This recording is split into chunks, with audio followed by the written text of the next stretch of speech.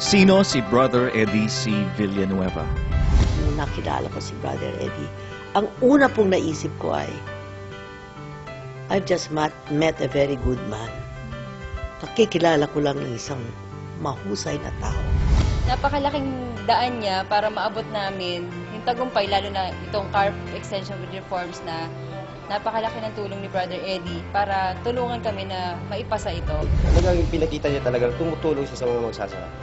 Since my own acquaintance with him in the Ramos administration during the 1990s up to now, I continue to believe in Brother Eddie as the single person who can actually lead us out of the moral decay that our country is falling into, who can truly represent change in this country, the true change that we all are looking forward to. Sino si Brother Eddie C. Villanueva? Cannot allow this vision to be sold. It is not for sale and can never be for sale. This world is too poor to buy my conviction on the principles of truth, justice, and righteousness. Meron lang po tayong kaisa-isang bansa na nirigalo ang Diyos. Mahalin natin to, kalingain natin to, at pagtulong-tulungan po natin ibangon ang ating minamahal na bansa. Sino si Brother Eddie C. Villanueva? Si Brother Eddie ay kilala at iginagalang, hindi lamang sa Pilipinas, kundi maging sa iba't ibang panig ng mundo, bilang isang mahusay na ebanghilista. Mula sa kanyang 15 estudyante sa kolehiyo noong 1978, ang Jesus is Lord Church na kanyang itinatag at maayos na pinamunuan ay mabilis na lumago at lumawak hanggang kilalanin bilang isa sa fastest growing churches sa mundo na mayroon ngayong mahigit 5 milyong miyembro. At dahil si Brother Eddie ay isang visionary leader, katulad din niya ang mga naturuan niya at nahubog na mga leader sa JIL. Kaya naman, hindi lamang nila naabot ang buong Pilipinas, kundi maging ang may 44 na mga bansa sa mundo. When the Lord led me to go back to university to teach no longer revolution or violent revolution but the Bible, during vacant period, I taught the students about the Lord Jesus Christ. And then it grew miraculously. In 2 years' time, this ministry penetrated 42 schools, colleges, universities in Metro Manila. And I have no any ambition to be a preacher. I wanted to be a trial lawyer to put in jail all the evil people in our country. I was so idealistic.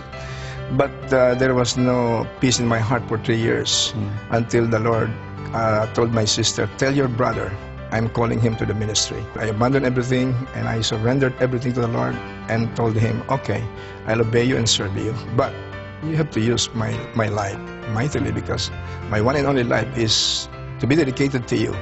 And I don't want to have a mediocre life, not because for myself, but I want really to make my life productive for the cause of God. Dahil sa kanyang integridad at mabuting halimbawa, iba't ibang pagkilala at parangal ang iginawad sa kanya sa loob at labas ng bansa. Nahalal din siya bilang pinuno ng iba't ibang international Christian fellowships at organizations. Ngunit ang pagiging ulirang ebanghilista ay isa lamang sa mabubuting katangian ni Brother Eddie. Ang totoo, isa rin siyang mahusay na ekonomista, alagad ng edukasyon at kampyon ng maliliit.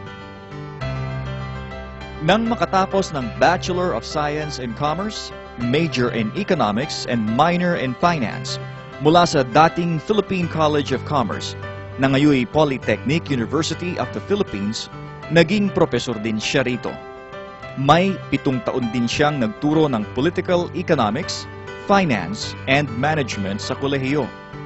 Si Brother Eddie, the longest-serving regent ng Polytechnic University of the Philippines. Ako ho ang magpapatunay sa inyo na lahat ng tinanggap ni Brother Eddie honorarium bilang board member ay ibinibigay niya sa scholarship program. Kahit 1 sentimo, wala hong tinanggap si Brother Eddie.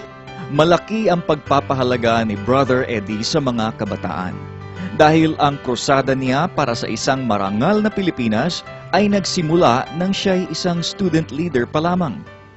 Dahil ang puso'y tumitibok para sa mga mahihirap at naaapi, hindi niya alintana ang makulong ng 2 beses noong panahon ng martial law sa ngalan ng prinsipyo at ng katotohanan, katarungan at katuwiran sa lipunan. Nang kamkami naman ang lupa ng kanyang mga magulang, pati na ang sakahan ng iba pang maliliit na magbubukid sa probinsya ng Bulacan, buong tapang niyang ipinaglaban ang kanilang karapatan. At kahit estudyante pa lamang, nagawa niyang ipakulong ang kanilang nakalaban na nagsabwatang huwes, piskal, mga abogado at pulis. Ang malasakit na ito sa api at maliliit ang nagtulak kay Brother Eddie upang manindigan para sa isang floor contemplasyon noon. We are only asking justice through the granting of retrial to floor contemplation. At para sa sambayanang Pilipino na patuloy na nabibiktima ng pang-aabuso ngayon, hindi po sila nagdalawang isip na tulungan kami. Tinulungan po ako ni Brother Eddie at ni Sister Dory na makahanap ng trabaho at makapagsimula po ng bagong buhay. Katarungan, katotohanan, at katwiran ang kailangan. Tamang landas, bagong bukas, ahon bangong Pilipinas sa ating... hindi kailanman umurong si Brother Eddie na harapin ang anumang hamon ng pagkakataon. Lalo pa kung ito'y sa ngalan ng katotohanan, katarungan at katwiran para sa muling pagbangon ng Pilipinas. Kaya naman sa mata ng kasaysayan, may halaga ang bawat sigaw para sa pagbabago. Pagbabago! Pagbabago! Pagbabago! Pagbabago! Pagbabago! Ang mensahe ni Brother Eddie, ang mensahe ng pagbabago, ipapahayag natin, tama na, sobra na, ang inustisya, ang korupsyon, ang kahirapan ng lahing Pilipino. Sobra ng kahihiyan na inaabot ng mga kababayan natin sa iba't ibang mga bansa. Panahon na para magkaisa ang sambayanang Pilipino. At ibangon natin ang bansang Pilipinas.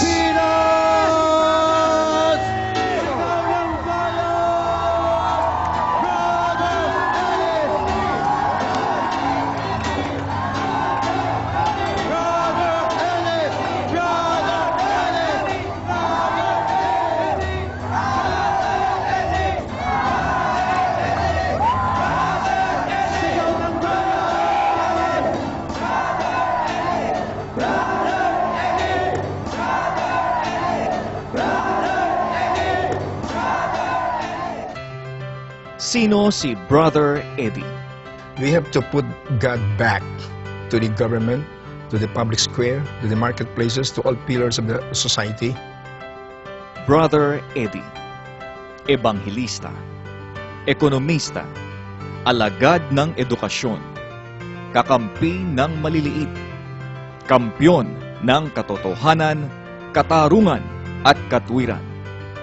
Para sa bagong Pilipino, sa isang bagong Pilipinas. Iyan si Brother Eddie Villanueva.